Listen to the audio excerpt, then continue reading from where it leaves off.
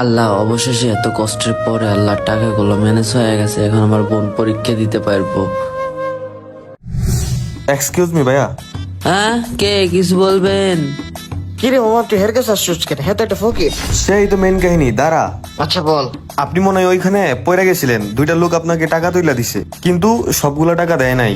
আমি পাশ থেকে দাঁড়ায় সবকিছু দেখতেছিলাম। আমি চাইতে চাইতে ওরা চলে গেছে, আর আপনি ওইদিকে চলে আসছেন। কে কোথায় আছেন? আমারে 5টা করে টাকা দিয়ে যান না ভাই, আমি অন্ধ মানুষ, চোখ দেখি না। ওরি মা রে, ওরি মা, আমার টাকা গুলো কই গেল? আমার টাকা, আমার টাকা, এই যে নাও নাও, তোমার কাছে রাখো। সবগুলো টাকা আমার বোনের এই যে একটা টিউশনের বাকি আছে। টাকা ভাই। ভাইয়া, আপনার উঠেন, এটা উঠেন। টাকাগুলো এই যে বুঝে দেন না টাকাগুলো। ভাই। দাঁড়ান দাঁড়ান, এই যে ভাইয়া নেন ভাই আমার আপনার লাঠিটা। লাঠিটা দেন, আমি নেন, যান চোখকে ভাইয়া। দেখি না। আচ্ছা ভাই, আপনি করে ধন্যবাদ ভাইয়া। এই এমন একটা অসহায় অন্ধ মানুষের সাথে তারা এই কাজটা করতে পারলো।